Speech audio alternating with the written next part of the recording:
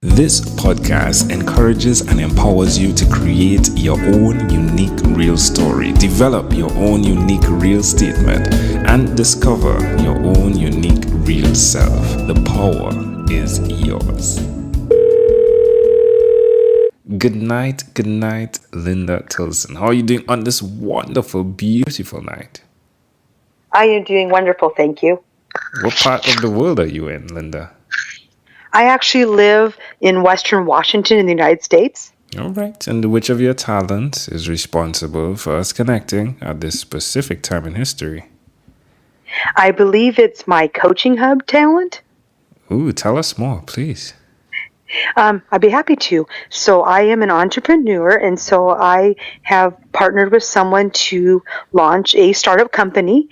And what it is a company that does matching of clients to coaches. That sounds very important. It also sounds like a great idea. Tell us a bit more, like how does it work? Is it more for the client or more for the coach? You know, that's a very good question, and actually it is both. What we have going is that we believe that when someone is looking to work with a coach, they need to know that they are a personality fit, and the system that they use, it has to be a match in something that's going to motivate them to work with someone. So those two things have to be present. And then at the same time, for coaches to get started, they're looking for clients, and it's not always easy to get into the market and find clients. And so we are the hub that matches the two together. That's wonderful. Where's the best place for people to connect with you? Okay, the best place for people to connect with me is on LinkedIn. And the coaching hub is on LinkedIn as well?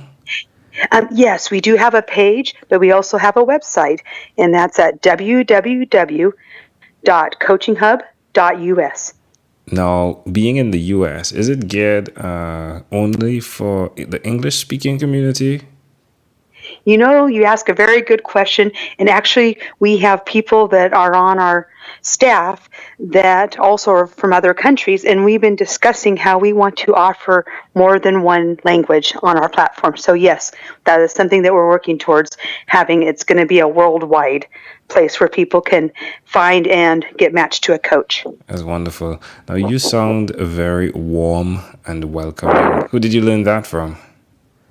I believe I learned that probably from my mother. Was she a very warm person? Yes, I would say that actually in my family that we're all empaths.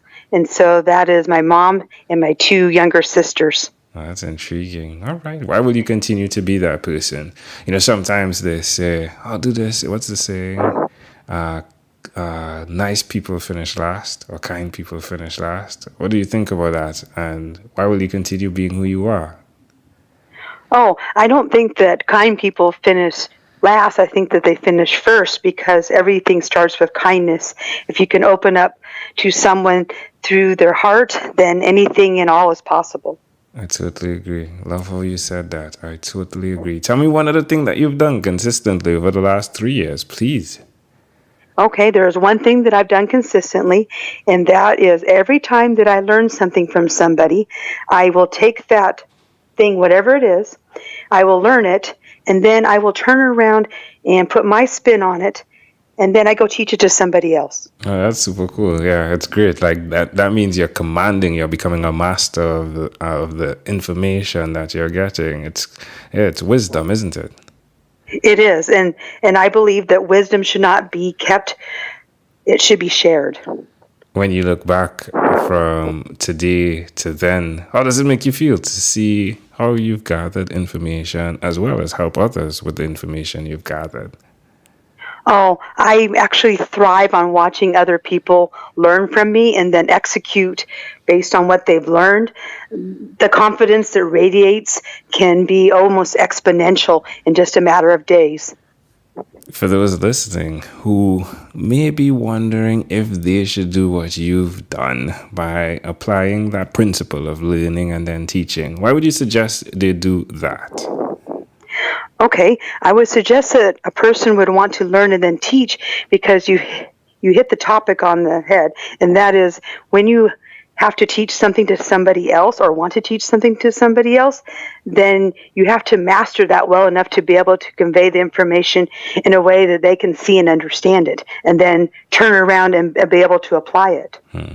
There's an important component as well, which is the listening, isn't it? Yes, that is very important. Because I'm guessing when you learn and you're teaching someone, because of their unique way of understanding, the listening is the strength that will help you speak to them with the tools that you do have to benefit them. You're exactly right. I like to teach the principle that you listen to learn rather than listening to say what you're going to say next.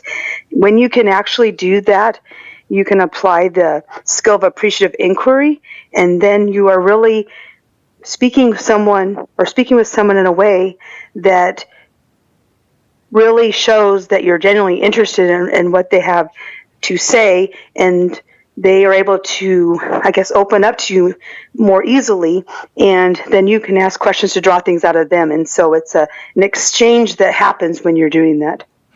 Amazing audience. You're hearing it live from Linda Tilson. She is the COO for Coaching Hub. Do check them out on LinkedIn.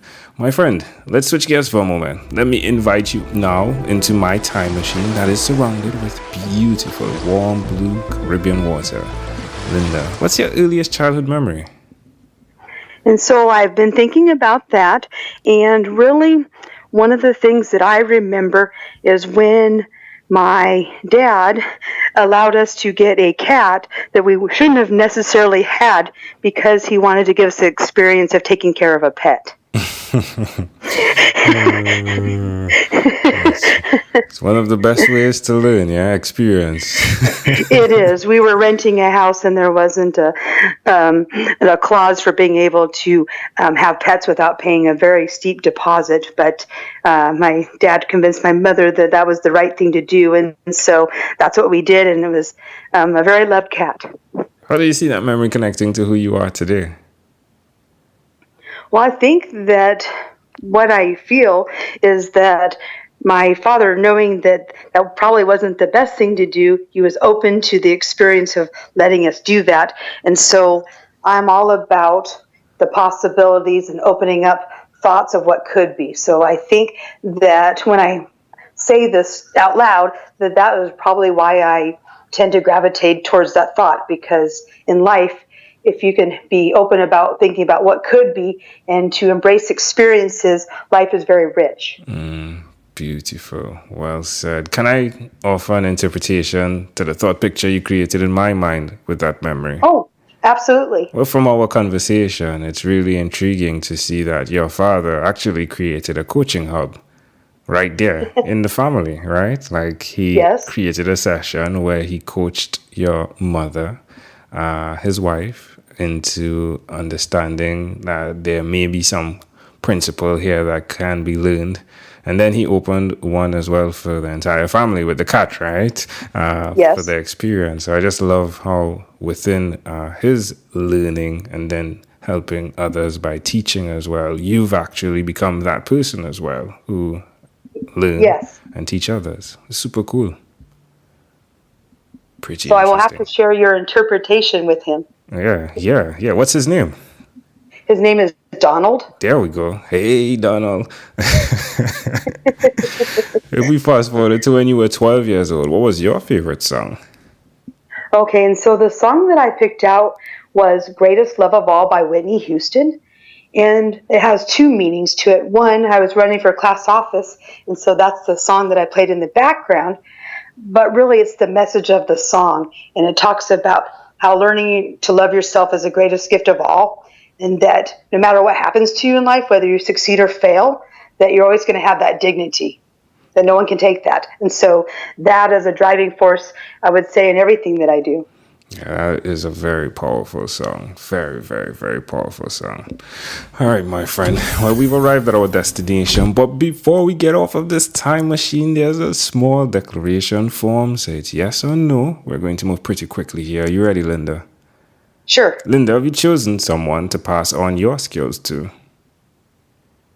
Oh, So, do you mean like my children? Because I definitely pass my skills on to my children. Or do you mean someone else? Yeah, whoever you have chosen. Okay. Yes, definitely my children. I pass on my skills. I do it every day. Are you married? I am. How many children do you have? I have 3. All right, boys and girls? Yes, my oldest daughter is 17, Rachel, and then my middle guy, Bradley, is 13, and then my youngest son is 9. Wow. Wow, you stretched them out, yeah? That's super I cool. did. Yeah. Similar to mine, I have a 10-year-old and a 5-year-old, and we're expecting currently. Yeah, Oh, so similar you will type have space. 3 as well. Yeah. I will have 3 as well. We will have 3 as well. Do you believe in God?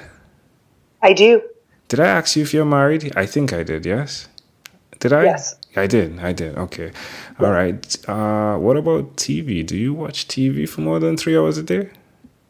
Not usually. I found some other things that I like to do, and that has to do with writing and recording videos to share my messages for people that I like to engage in as far as teaching them things or coaching them. What about screen time, the phone and the computer? Is it more than 8 or less than 8 hours a day? Oh, well, I am at work for a good 8 hours, so I'm going to get screen time there in regard to that. But when I get home, I would say probably a couple hours a night. All right, Linda, if you had to share with us your own unique real statement, a statement that represents who you are, Linda Tilson, what would you say that is?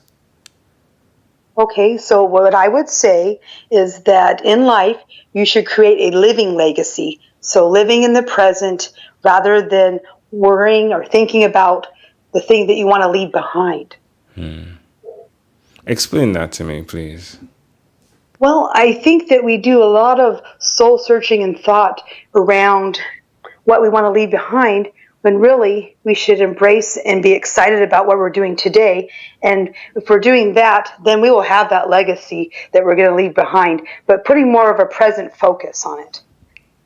Right, that's intriguing. Yeah. Makes sense. All right. Thanks for sharing that. I appreciate that. Love that. All right. Well, Linda, this has been such a great pleasure. Before you leave, is there anything else you'd like to share with our amazing audience?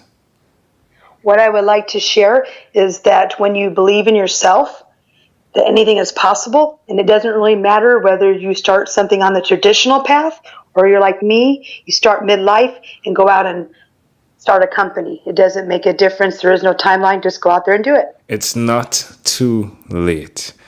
It's not too late. Linda Tilson, again, great pleasure. A pleasure I treasure. Thank you for being on What is Inspired by 12-Minute Convos with Angel Jones. This segment has been brought to you by Amazel Enterprise.